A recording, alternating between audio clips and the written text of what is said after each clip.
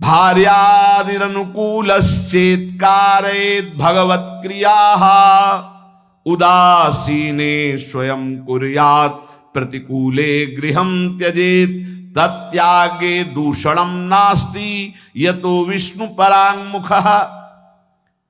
यदि आप गृहस्थी में फंस चुके हैं, अब आपको भगवत प्राप्ति कैसे हो, तो कह रहे हैं स्त्री आदि परिवार जो भी है सबको भगवत परायण होने की शिक्षा दी जाए। सब नाम जप करो। हमसे अगर तुम अपनापन रखते हो तो 10 मिनट ही सही, पर तुम नाम जप करो। भगवत प्राप्ति के लिए कैसे घर का माहौल होना चाहिए ये बता रहे हैं। भार्यादि अनुकूलस, पत्नी को अनुकूल बनाओ। अनुकूल बनाने का मतलब उसको शासन के द्वारा अनुकूल नहीं बनाया जाता, किसी को प्रेम के द्वारा अनुकूल। प्रेम की भाषा बिना पढ़े लिखे लोग भी जानते हैं, पशु भी जानता है। छोटा बच्चा है, दुलार करो, प्रेम से ऐसे पुचकारो, किलकारियां मानने लगेगा। अभी उसको कोई ज्ञान नहीं, लेकिन प्रेम की भाषा वो भी जानता है। फिर वो तो अर्धांगिनी पत्नी है।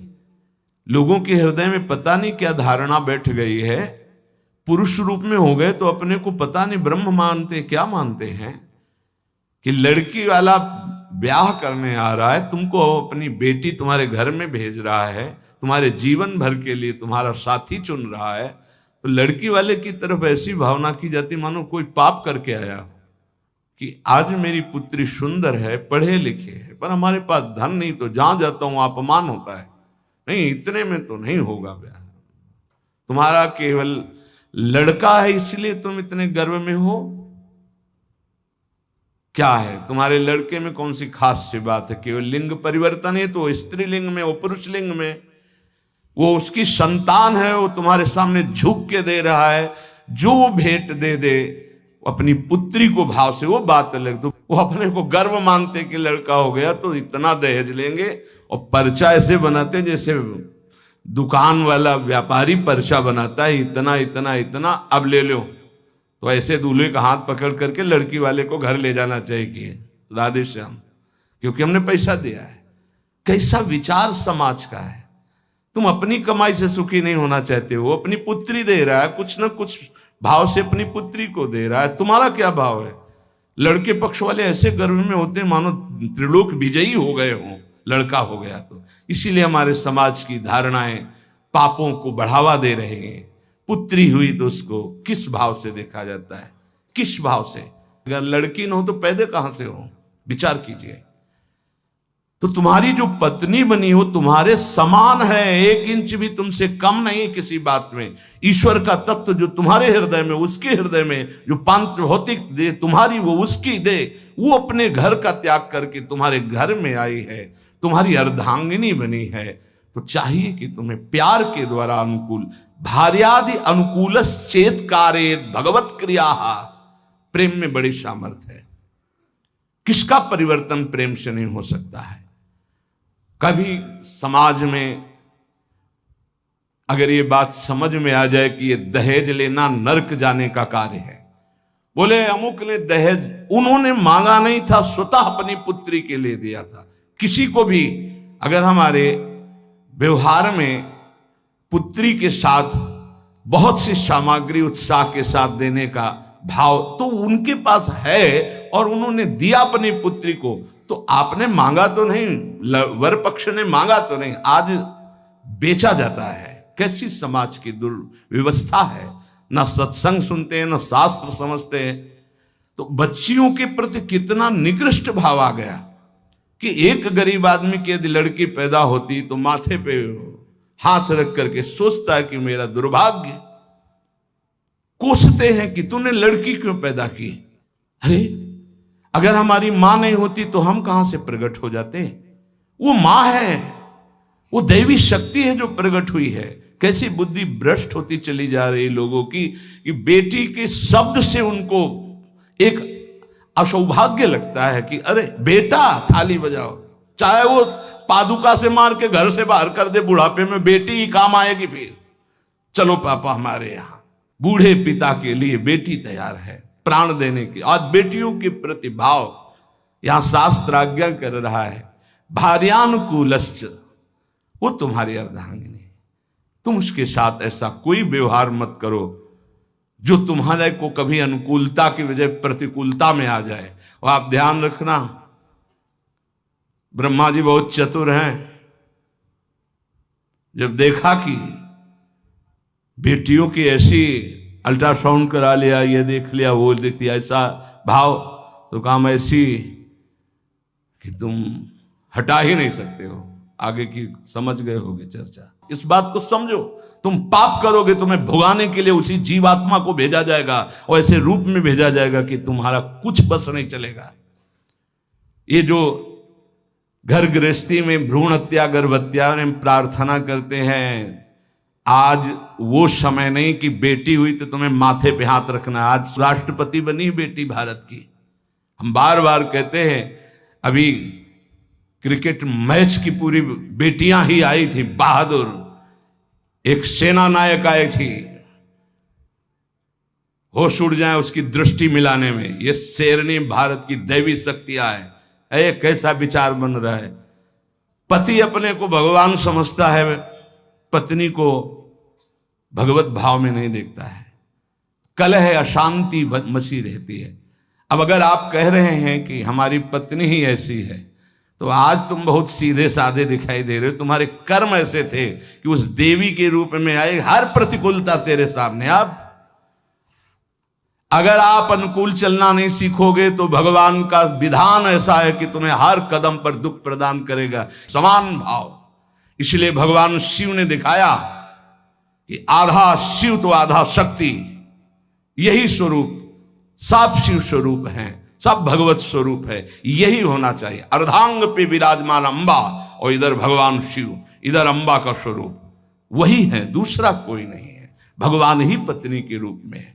शास्त्र आज्ञा कर रहा है भगवत प्राप्ति के लिए, भार्यादिर अनुकूलश्च, पहले पत्नी को अनुकूल बनाओ। भगवान को अनुकूल बनाने के लिए परिवार में भगवत भाव पहले लाओ। कलह अशांति, ऐसे प्रेम में बहुत बड़ी ताकत है। इसीलिए हम कहते हैं आज हमारे जो भागवतिक प्रेम की तरफ चलने की बात जाने दो, सांसारिक प्रेम का नाश हो रहा है।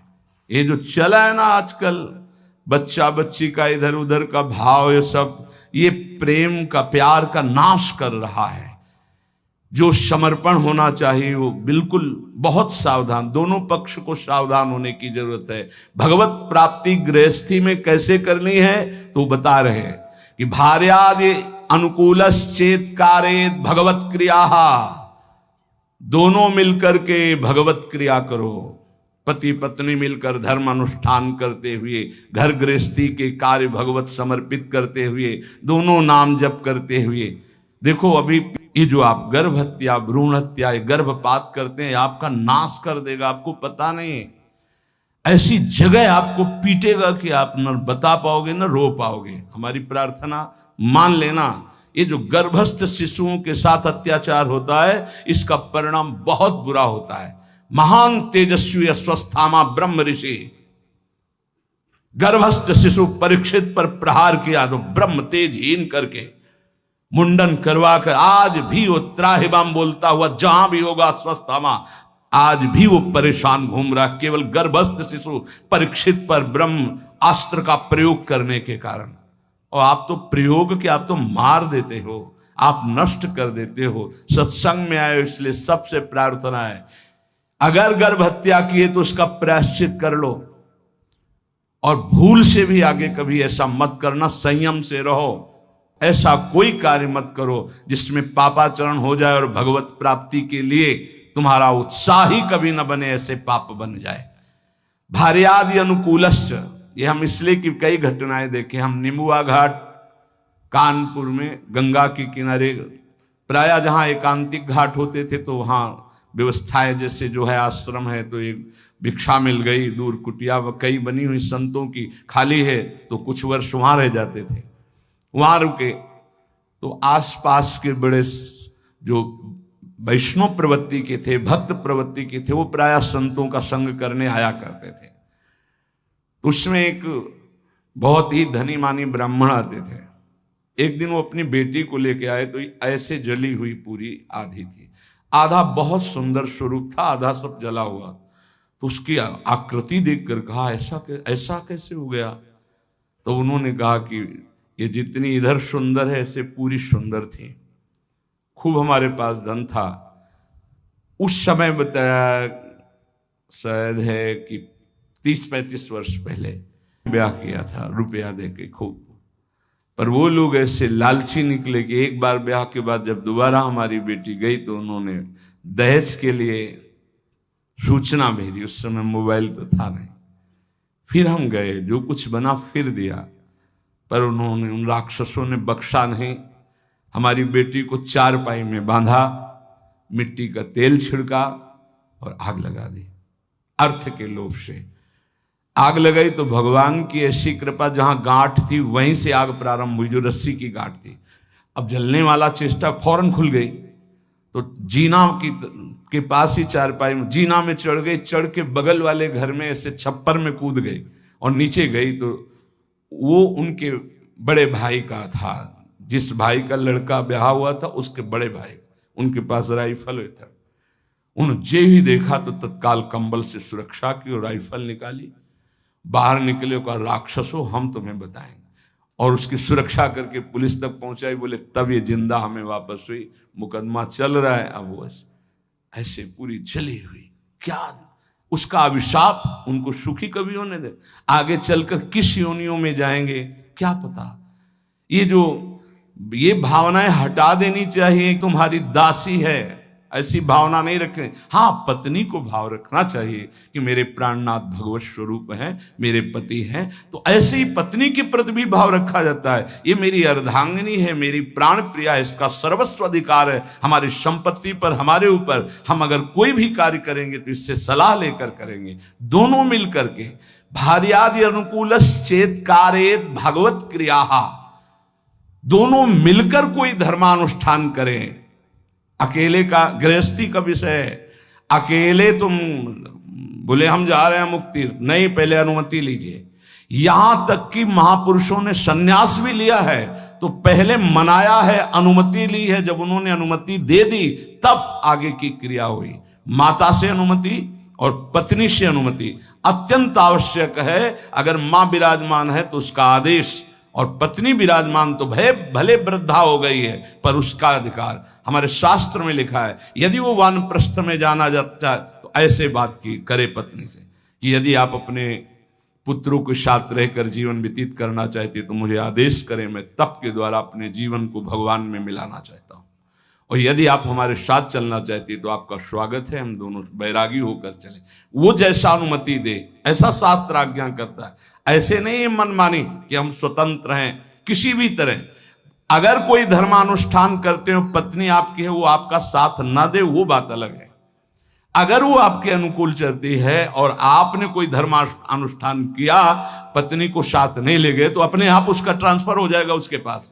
पाणिक ग्रहण की कोई खिलवाड़ नहीं, धर्मानुष्ठान ट्रांसफर हो जाएगा। और पूर्ण धर्म का संकल्प तभी माना जाएगा जब वो भार्या तुम्हारे वामांग में विराजमान होगी। जब सिया जी भूमि में विलीन हो गई तो रघुनाथ जी जब यज्ञ किए तो स्वर्ण की सिया जी बनाकर वामांग में विराजमान की गई। और तुम्हारी अर्धांगिनी विराजमान हो, तुम धर्मानुष्ठान करने जा रहे हो, सफल हो जाओगे। भार्यादि अनुकूलश्चेत् कारयेत् भगवत क्रियाः। गृहस्थी में हो तो तुम्हें पहले अपने परिवार को अनुकूल बनाना होगा, पत्नी को, माता पिता को, परिवार को भगवत स्वरूप मानते हुए अनुकूल उसको बनाओ धर्म के द्वारा, भागवत भाव के द्वारा। उदासीने स्वयं कुर्यात् प्रतिकूले गृहं त्यजेत्। यहां कह रहे हैं उनकी आज्ञा से सेवादि के द्वारा राजी करके फिर भजन की प्रवृत्ति बढ़ावे। पहले पत्नी को अनुकूल करे, परिवार को अनुकूल, जो भगवत प्राप्ति का रास्ता है। ऐसा नहीं जैसे एक दो लोग आए कि अब हम तो नहीं, दोनों राजी तो राजी, नहीं तो धर्म से चलो जैसी धर्म आज्ञा करती। पाणिक ग्रहण के समय ये श्रुतियां, ये शास्त्र जो साक्षी बनाए गए थे वो पति पत्नी के भाव से बनाए गए थे। वो तुम्हारी इच्छा नहीं, लेकिन उसकी भावना की पूर्ति के लिए आपको गृहस्थ धर्म स्वीकार करना चाहिए।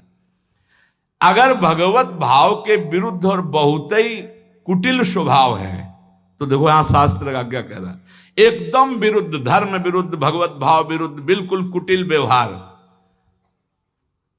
तो फिर बात अलग है कि अब वो धर्म में साथ नहीं दे रही तो आप धर्म करो। फिर भी पाणी ग्रहण किया तो धर्म का हिस्सा उसके समीप जाएगा, उसका कल्याण होगा, ऐसे कोई खिलवाड़ नहीं पाणी ग्रहण करना। जो परांगमुख, भगवत परांगमुख, भगवत विमुख है, वो कोई भी हो, फिर तो जाके प्रिय, ये सिद्धांत तब लागू, जाके प्रिय न राम वैदेही तजिए ताहि कोटि वैरीशम यद्यप परम शनेहि। अनुकूलस्य संकल्पाः प्रतिकूल विसर्जनम रक्षस्यतीति विश्वासो भरतत्वे वर्णे यथा आत्मनैवेद्य कार्पण्ये षड्विधा शरणागते है। अब शरणागति का स्वरूप समझिए। प्रभु के अनुकूल सदैव चलना, इस शरणागति का संकल्प कर लेना चाहिए। जो गीता में, भागवत में जो गुरुजनों ने, संतों ने आदेश किया है वो प्रभु के अनुकूल है। श्री कृष्ण अनुकूलेन प्रतिकूलस्य विसर्जनम, भगवान के, गुरु के, संतों के वाक्यों के प्रतिकूल कभी न चलना।